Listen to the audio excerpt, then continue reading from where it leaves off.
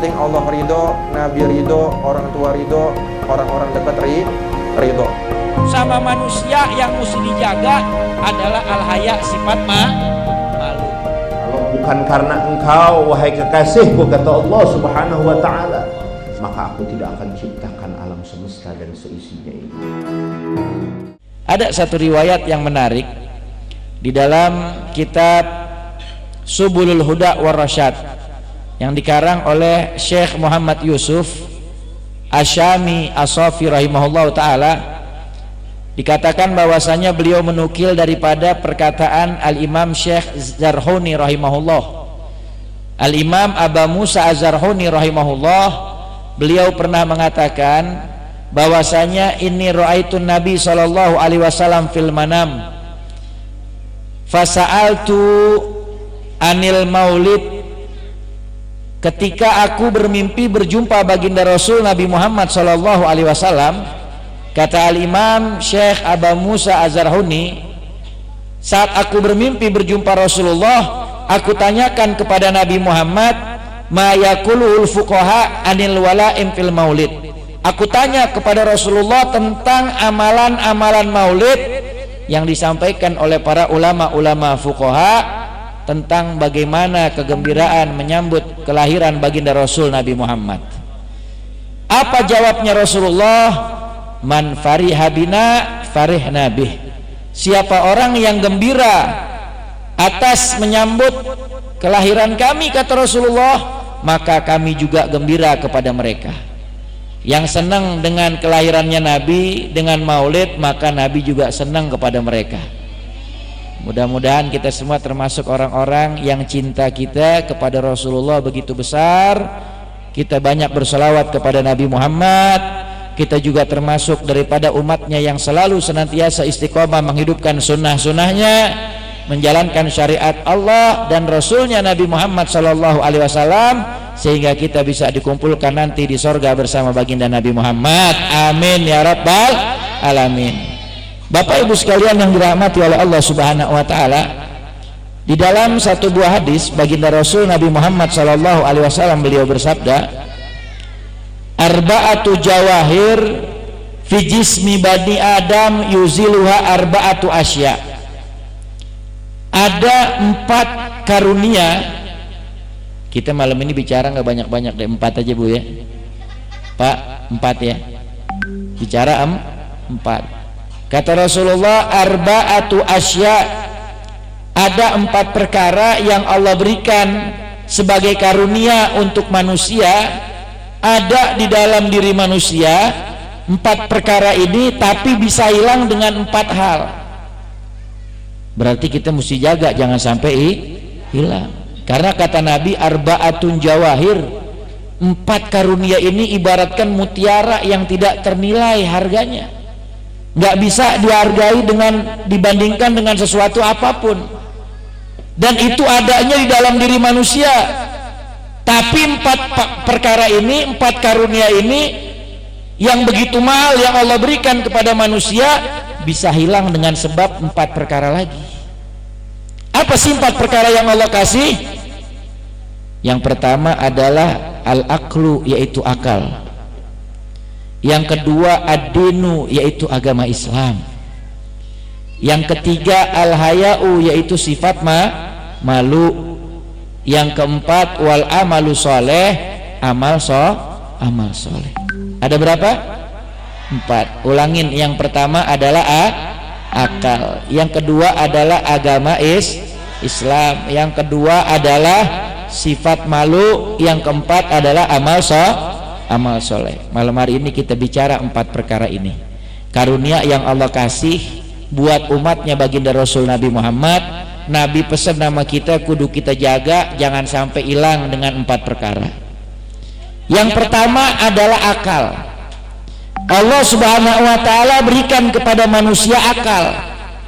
Akal ini adalah nikmat dari Allah Subhanahu wa ta'ala, mesti kita jaga. Kata ulama, al-jununu fununu, orang gila itu modelnya rupa-rupa.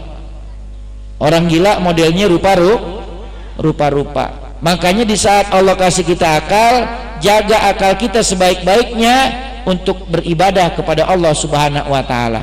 Gunakan akal kita untuk hal-hal positif yang di dalamnya terdapat ridha Allah dan Rasulnya Nabi Muhammad sallallahu alaihi wasallam.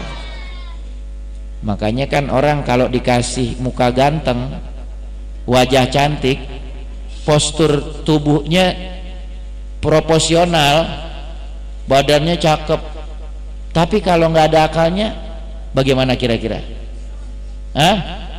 Mukanya ganteng tapi otaknya koslet, bagaimana kira-kira?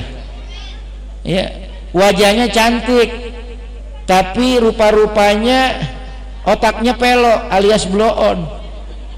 Ya, ini kalau bicara gila maknanya ya udah rusak akalnya. Maka orang yang dikasih karunia akal sama Allah Subhanahu wa taala mesti dia jaga. Dan akal manusia itu bisa hilang kata Nabi. Dengan sebab apa? Kata Rasul, fal ghadab yuzilul aklah. Yang bikin akal manusia bisa hilang itu adalah kemarahan atau sifat marah. Emosi itu bisa bikin hilang akal. Pak, diem aja. Dingin kali ya, merengket. Bu, masih hidup? Ono yang belah sono, belah sini mah semangat amat nih baterainya. Ono yang belah sono, bu, masih hidup bu? Alhamdulillah, diem aja. Makanya orang sekarang itu mesti sering-sering update status. Iya, biar orang tahu kalau kita masih hidup. Takutnya nggak update orang nyangka mati kali ini orang. Iya, makanya saya tanya tuh, ada suaranya, alhamdulillah. Manusia dikasih akal sama Allah Subhanahu wa taala dan akal itu bisa hilang dengan sifat marah. Kenapa? Karena marah ini bahaya. Orang kalau udah marah maka akan menyebabkan hilangnya akal. Orang kalau udah marah bisa hilang akal. Berapa banyak orang yang hilang nyawa gara-gara hilang akal. Makanya dikatakan bahwasanya sifat marah itu datangnya daripada syaitan. Sifat marah datangnya daripada syaitan. Makanya ketika sahabat tanya, ya Rasul, kalau seandainya datang sifat marah kepada kami, apa yang harus kami lakukan? Kata Nabi, kalau kamu marah dalam keadaan kamu sedang berjalan, maka berhenti kamu. Kalau kamu marah dalam keadaan kamu berdiri, maka duduklah kamu. Ketika kamu marah dalam keadaan duduk, maka tiduranlah kamu rebaan. Ada orang bingung, kenapa sih orang lagi marah, lagi jalan disuruh berhenti, lagi berdiri disuruh duduk, lagi duduk disuruh rebaan. Ternyata ada hikmahnya. Hikmahnya apa? Orang kalau marah lagi berjalan itu bisa ngejar orang, betul nggak? Makanya disuruh diam. Karena orang kalau marah dia sambil jalan itu orang bisa diudak, bisa diudak. Dan ketika seseorang marah dia berdiri, itu dia bisa melakukan apa saja kepada orang yang dia sedang emosi di hadapannya. Orang kalau marahnya lagi duduk maka disuruh rebaan biar tenang. Tuh resep dari baginda Rasul Nabi Muhammad SAW. Dan kata Nabi, ketika kamu marah maka yang pertama mesti kamu lakukan adalah istighfar. Baca istighfar, astaghfirullahaladzim. Jadi kalau lagi marah, lagi emosi tuh bu, ya bu ya, lagi marah baca istighfar, astaghfirullahaladzim ya. Terus kalau udah baca istighfar rupa-rupanya masih marah juga, bagaimana? Kata Nabi, ambil air wudu. Ambil air wudu. Kalau udah wudu masih marah juga, sholat 2 rakaat. Sholat 2 rakaat. Tapi insya Allah kalau udah wudu mah marahnya pasti hilang. Kenapa? Karena marah datang daripada syaitan, dan syaitan itu Allah ciptakan dari api, dan api padam dengan air. Makanya kenapa Nabi suruh kalau orang marah suruh wudu, biar apa? Biar setannya itu hilang dari diri kita.